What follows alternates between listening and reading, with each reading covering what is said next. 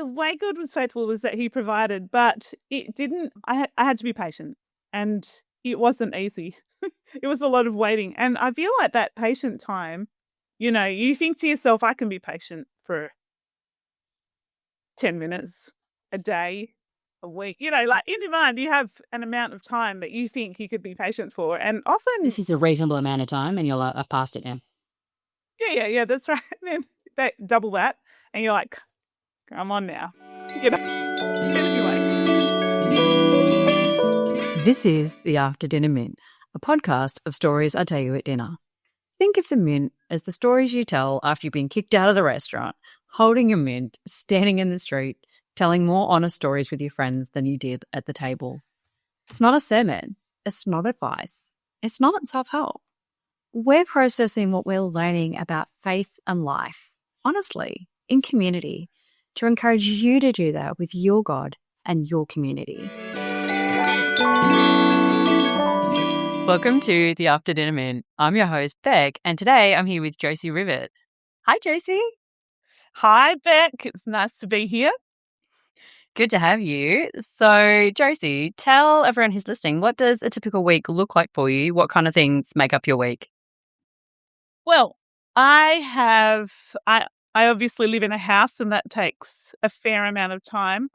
I have 4 kids, and they also take a fair amount of time, and also a husband. He takes less time, but still a little bit of time.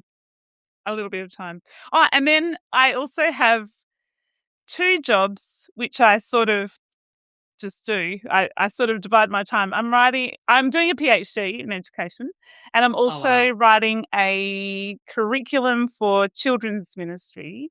So they're, big. And then also I go to church and I have a fortnightly Bible study.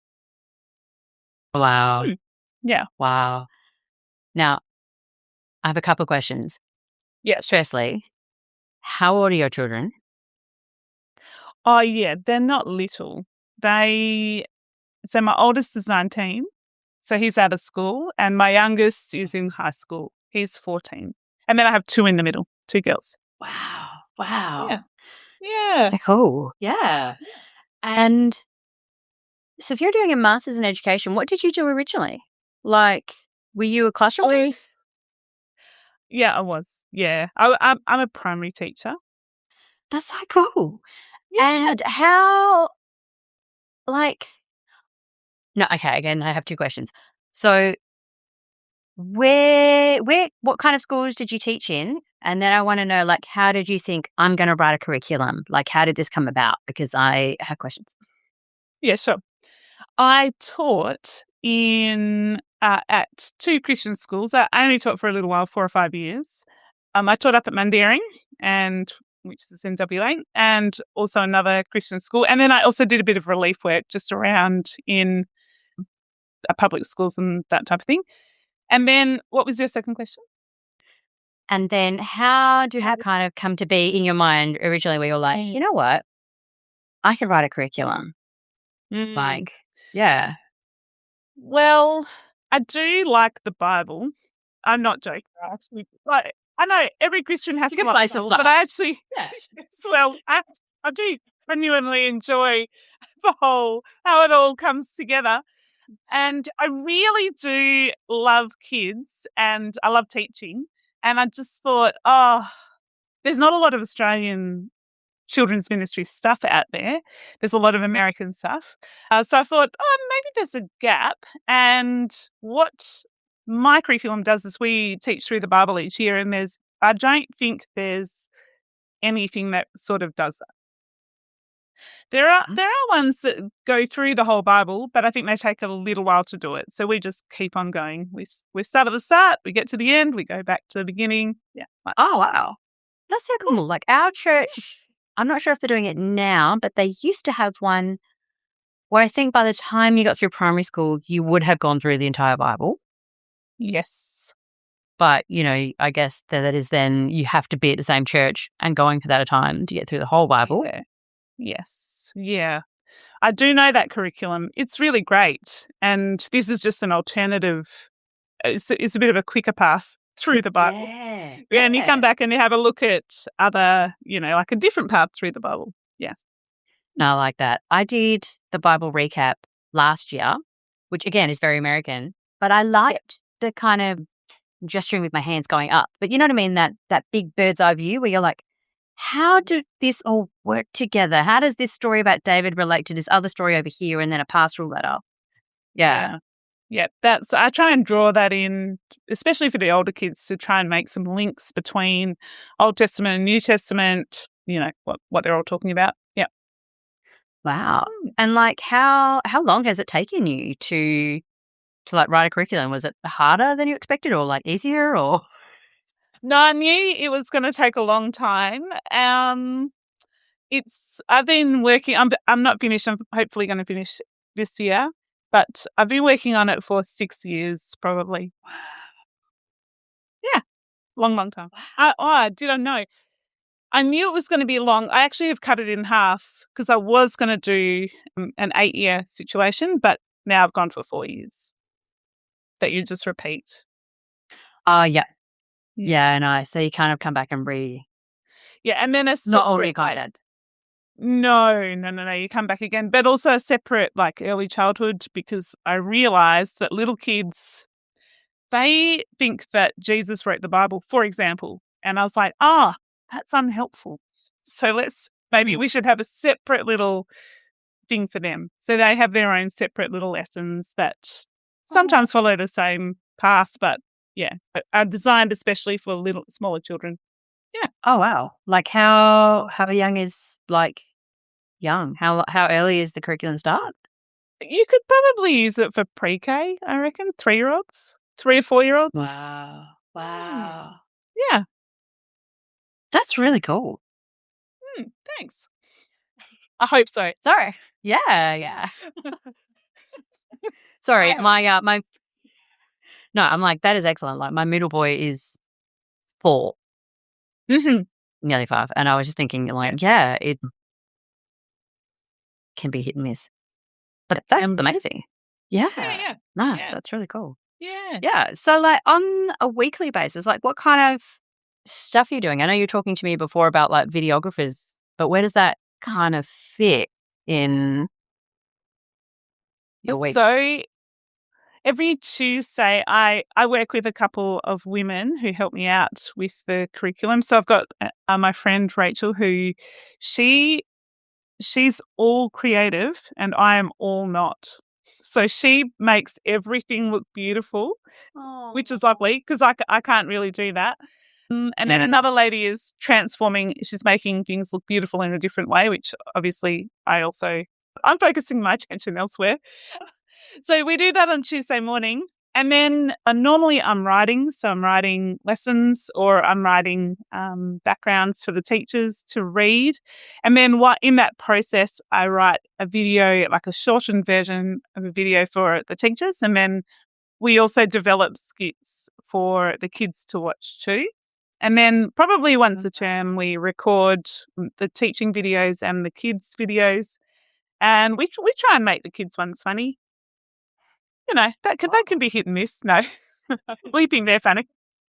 We think they're very funny. You're like, don't worry, I got it. You're like, I got the laugh track. It's fine. I'm here for it. That's right. Exactly.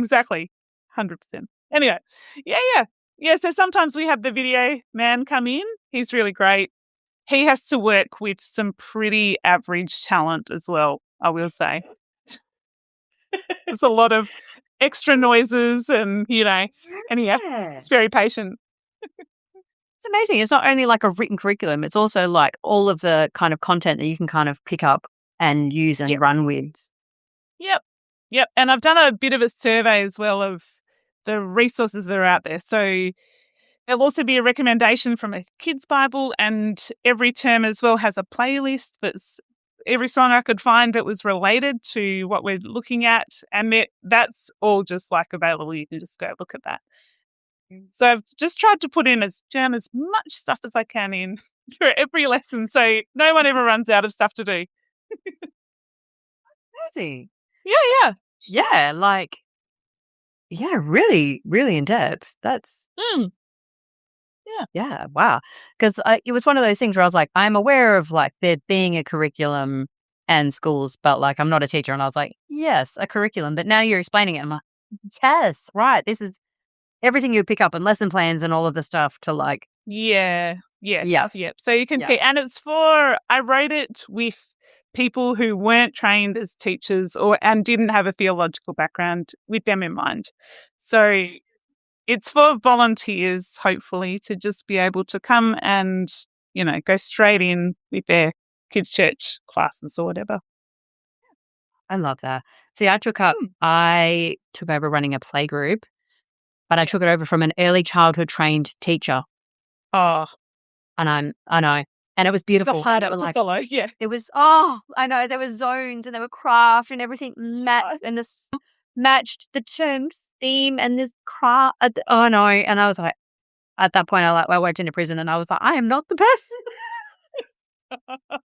Early childhood teachers that's not me. I'm just plain old primary, but they are next level. They're just, it's like the NBA, really, of teachers. It's beautiful. It was beautiful. Yeah. I just came in and wrecked everything, but it was great. Yeah. Never mind. That's fine. I'm like, I don't know. It was so lovely. I'm sure you did a great job. Yep. Telling us that. Anyway, right. So, Josie, tell me, get ready for the question. Are you excited? What makes you feel the most alive? I did think carefully about this, and actually, I really love spending time with people, but that probably makes me feel the most alive, and to the point where I just want to, like, if I go to church, for example, and there's morning tea, I am a fan of cake, but I'll just go, no. You do. Hanging out with the people, blip, blip, blip, blip, chat. So, anyway, so that probably makes me feel most alive. But then I also do enjoy being out in my garden, cooking, and I do like knitting and like that type of thing too. Yeah. Very, very varied. Yeah. Yes. So would you classify yourself like as an extrovert, or you kind of feel like there's a bit of both there? Because part of that I was like, almost like pure extrovert, because you're like, I'm actually gaining energy from being with people. But then there's the cooking and the gardening, which makes you wonder. Yeah, I feel like I'm pure extrovert. It's actually quite hard. I spend a lot of time by myself in front of a screen, and half the time I'm walking around going, this is so boring. Oh, wow. Anyway, and I have to force myself. I just say, come on, Josie, you can do it. This is the times in my life where I have genuinely struggled, where I'm like, I'm in an office moment. What do I do now? No one else. Poke my head out of the door and just look around. Is anyone walking by? Anyone? I'm not beyond that. Like, the jobs that I've had where I've been happiest are legitimately like walking around a hospital ward and being like, hey, your doctor said you were sad. What a chat. That is my dream thing, just to go and hang out with people. Is that a job? I mean, obviously you had that as a job. I did. That was one of my... So great. I mean, obviously I wasn't as cheerful, but I, Yeah. whatever. Like, I'm here for a chat. I'm ready. Are you ready? Hey, let's go. Yeah. I'd be all over that. Yeah. Except without any, like, counselling, experience or education. Just generally hanging out, though. Yeah. Yeah, exactly. Well, I mean, I was a student, so, like, who knows? That's a quality if you come back.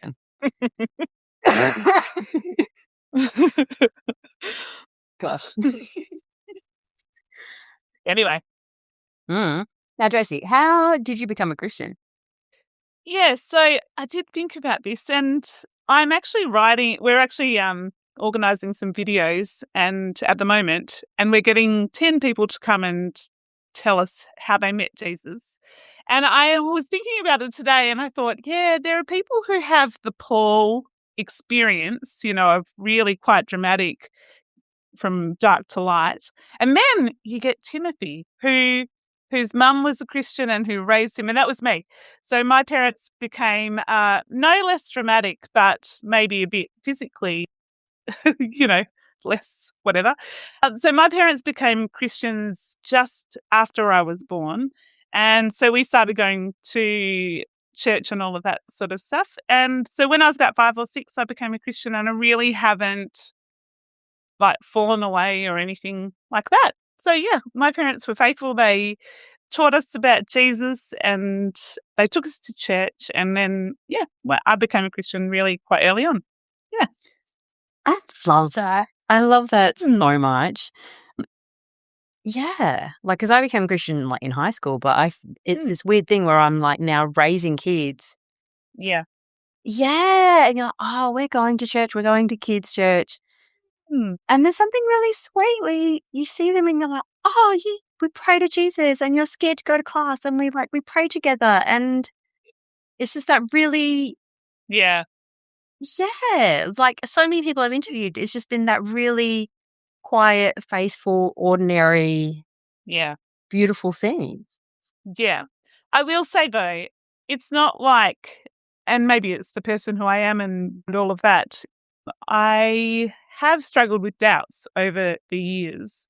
So it's not like it was 100%, I was 100% certain all the time. It 100% wasn't like that at all.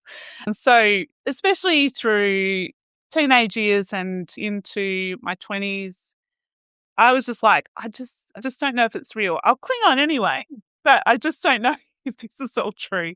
Yeah. So it didn't mean that, the certainty and assurance was necessarily there.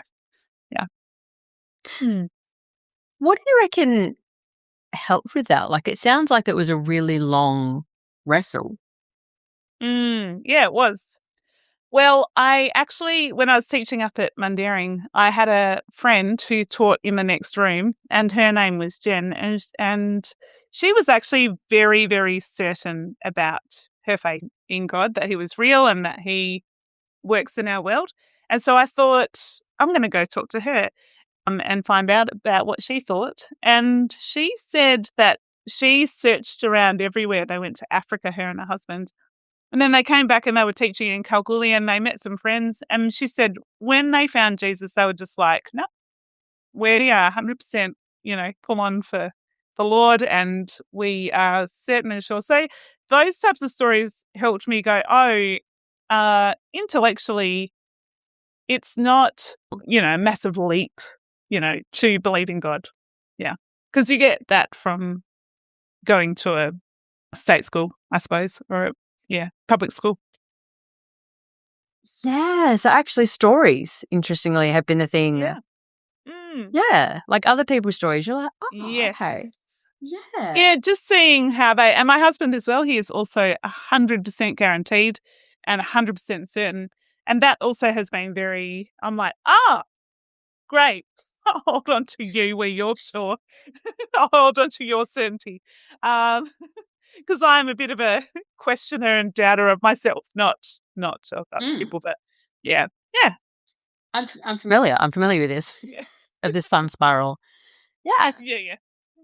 But it's something Rojana, he gave an example once of something like being in Christ is like being on a plane.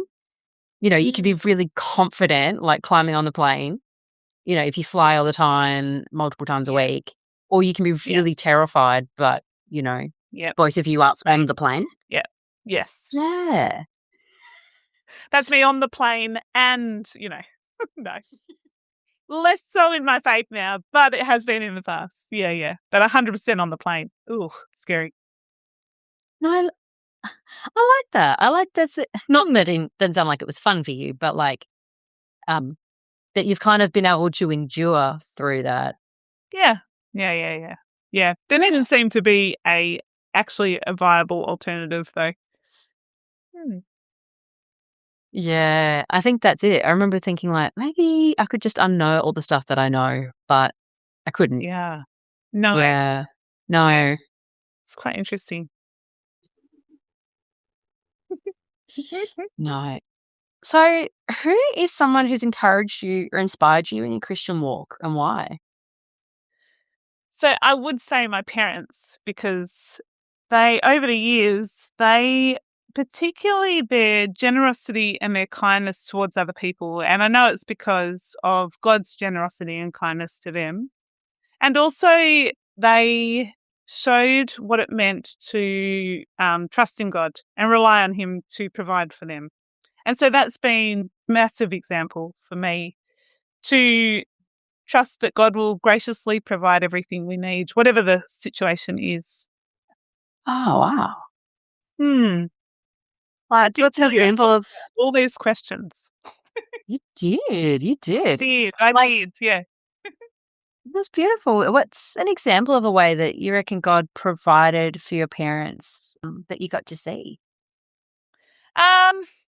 We didn't. So my parents, we moved around a lot, and my dad had a lot of jobs, and he became an accountant, and we moved out to Albany.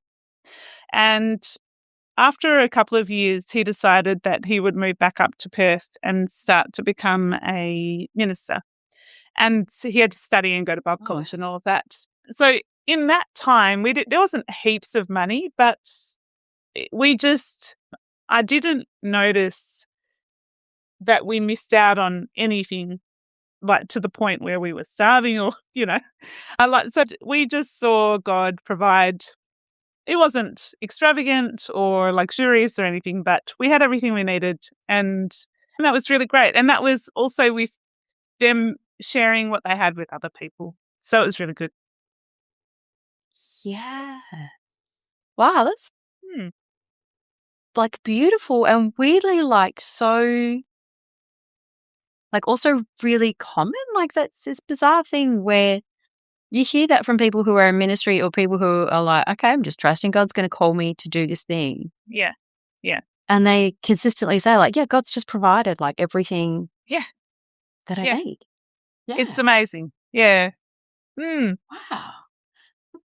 So could you talk us through like what's a hard season you've walked through and kind of how you've seen God's faithfulness to you in that? Yep. Well, so I've been doing my PhD for a number of years, for 2.5 years. And in my particular project, what I had to go and do was ask or find some people who I could interview, just 15 people, it wasn't very many.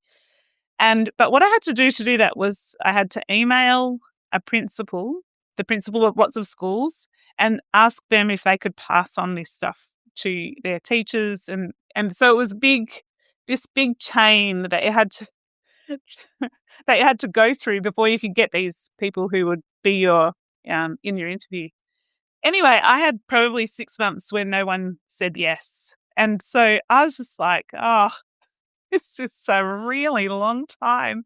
Anyway, so one day I was just like, oh, I'm just, not that I hadn't prayed, but I just dropped everything and I just went, please, Lord, I just, like, you've opened all these doors for me. So if I'm happy to stop you doing it, but if you want me to keep going, please, can you just provide the 15 people? And he did, and it was it was such a provision, and that has also happened with the curriculum. So, like, he provided my friend who makes everything look beautiful, and he's provided lots of different opportunities to share with people and people who've come along and helped me out.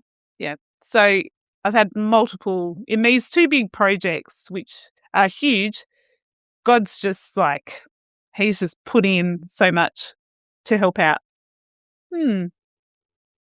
Yeah. But they were hard in the going through because he felt a bit helpless, especially with the principals. Like, they didn't know me. I had no pull on them. There was a lot of high-pitched voice, I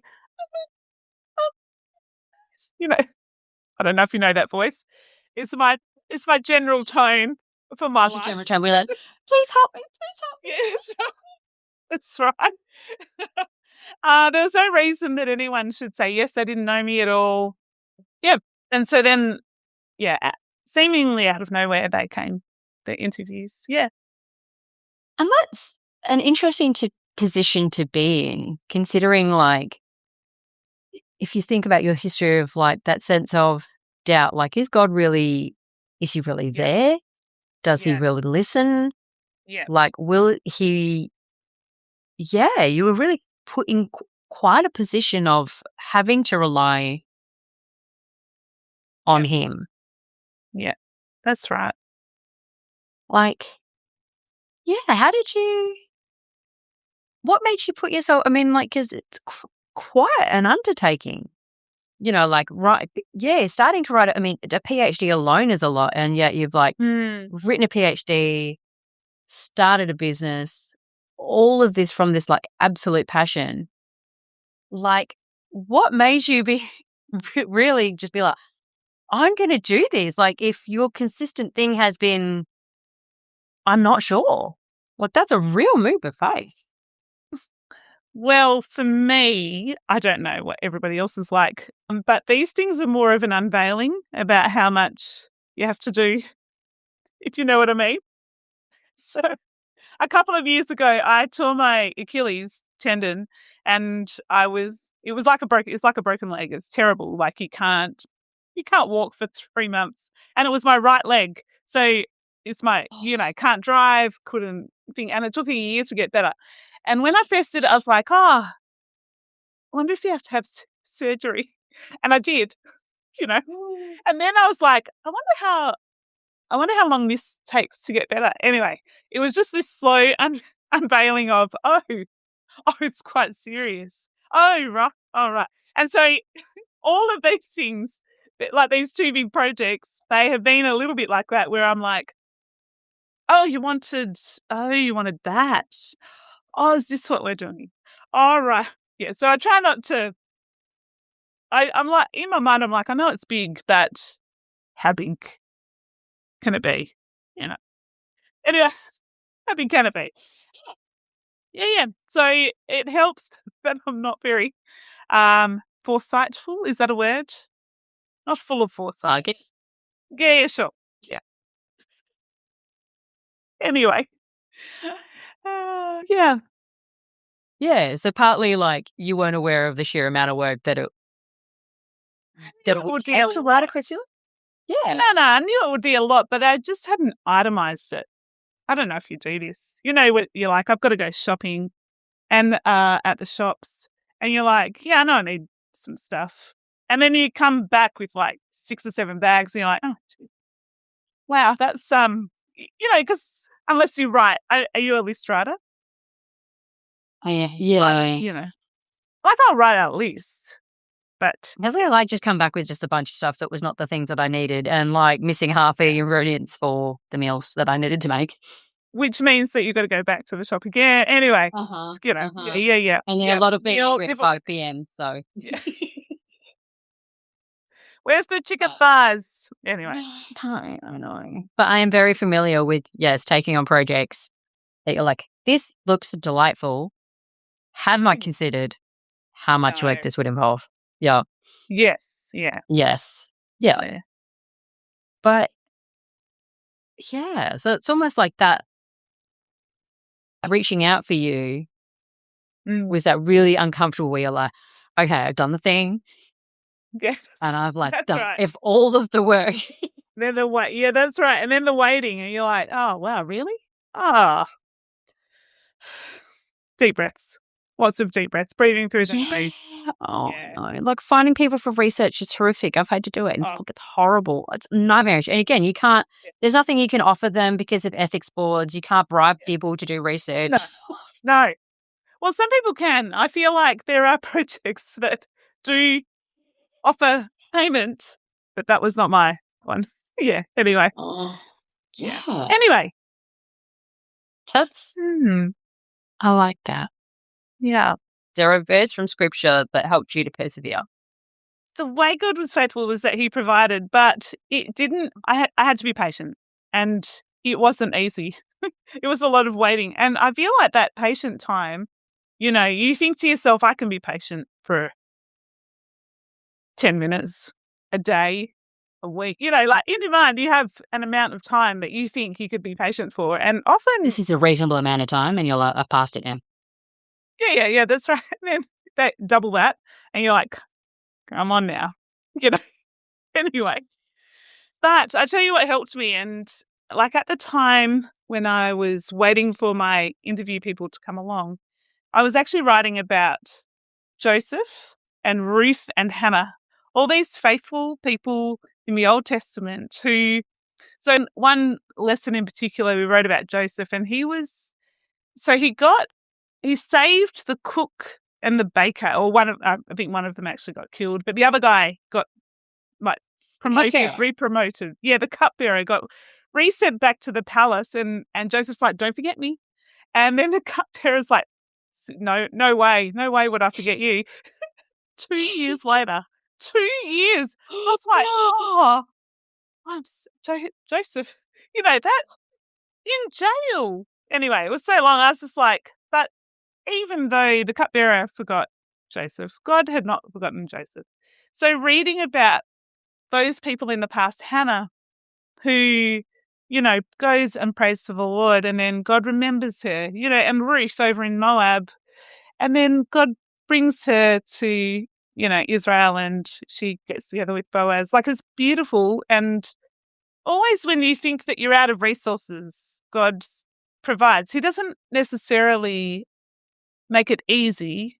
It's still hard work. This is what I've found. You're still required to shoulder your load, but he makes it bearable, and he eases it rather than makes it easy. I don't know. There's a bit of a difference. Anyway, so that's that's what I would say that would be encouraging. Yeah, it's kind of like what helps you to persevere past what you thought was reasonable was knowing that so many other people in your Bible also had to wait on God and his good timing. Yeah, like Hebrews says. Hebrews is a bit like that. No. Chapter 11. Ooh, okay. All the heroes of the faith, and they just go, yeah. Anyway, it's really good. Excellent. I feel like I didn't spend any time in Hebrews. I'm like, a lot of weird things in there. It's so great. It's gold. I mean, if you're adult, you'll have to go back. Yeah. I will. And I do. I remembered who I was going to say, who's really encouraging. Catherine Juniper. She might not do it, but she's so great. I hear great things. And my husband is like, her husband's name escapes me. Josh. Oh, I know. My husband's like, Josh Juniper is the man. Like, oh, yeah. So great. Just like, yeah. Yates so highly of both of them. Yeah. I don't know them super well, but she's really great. Yeah. Aww. Anyway, where she? There's a. Yes, I would take that. No, I love that. What is Catherine doing these days anyway, or Cass? She is, Cass. She's teaching. She just finished her primary, like her Masters of Teaching. So, what is a word of encouragement you can offer to a woman listening who might be walking through a similar season of like having to wait, and kind of really trusting God's timing? I can say the same thing that I say to everyone, and that is keep going. I don't know if you ever got a bit of that. But everyone who knows me is like, Josie, she says the same thing. Because I'm just like, well, you just keep going. The Lord has got you, just one foot in front of the other. You don't have to do anything massive. You don't have to run. You don't have to, you just drag yourself, stumble, fall over, however you can keep, commando, crawling, whatever. Because the Lord is there and he's your strength. And so he helps us keep going. And we look to Jesus because Jesus kept going for us. So we go, okay, yes, I'll do that too. I love that. Awesome. And so, the person that we nominate next is Catherine Juniper. Juniper, yes. Because why do we nominate Catherine Juniper? She is someone who has been a really good encouragement to me. She'll just randomly come along and go, "Oh, doing a great job, Jace. Keep going." And you always need that. Just these little glimmers and these little cheerleaders. Yeah. So good. Encouragers are worth their weight in gold. Do you know what? I'm not joking. I actually met someone at church the other day called Barnabas. I was like, do you know the significance? I don't. Please teach me, Jose. So Barnabas is obviously in the New Testament. He's one of his friends. But his name means son of encouragement. So anytime we're just like, my dream is being called a Barnabas, son of encouragement. And then we met one, we were like, are you so happy to have that name? I'm so excited. And my daughter, I said, oh, did you meet Barnabas? And she was like, Mum, Barnabas, son of encouragement. I was like, you trained her well. I know. They all know. They're always like, oh, why did you not call us Barnabas, Mum? Anyway. Yeah, but then you have children called Barney and they might be purple. Lol. It's true. High hopes that they wouldn't be, though. They could also be son of encouragement. I'm so glad you explained this to me, because I was like, I don't understand the leaks. But I do now. Yeah. Anyway, we were so excited, and I don't think he really got it either. We were like, you're in the Bible. Anyway. It's like, I don't understand these ladies. You're quite happy. That's right. It's really weird. Most people do that to me at church, actually. Anyway, it's really weird. I'm like a lion. I'm a gazelle. There's a new person. Let's welcome them. My pastor said that to me once. I was like, I chased someone out of our church building lunch. Friendly. But he was leaving, and I was like, no, do you want to come join our Bible study? He was like, only you could get away with that. And I was like, That's right, exactly. Yeah. Okay. Now, I'm going to wrap this up because I can land a plane. Now, thank you so much for being on our podcast. That was really encouraging. We will link to Josie's curriculum. We'll link to the curriculum. Living words. Thank you so much. Have a lovely day. That's it from us, friends. We hope you enjoyed today's episode. And if you did, you can sign up to our free weekly newsletter called Stories I Tell You at Dinner. So you get essays, poetry, podcast episodes, everything, photo essays straight to your inbox on Wednesdays from March through to November from Christian women in Western Australia. If you'd like that, the link is in the show notes. Thanks for listening, guys.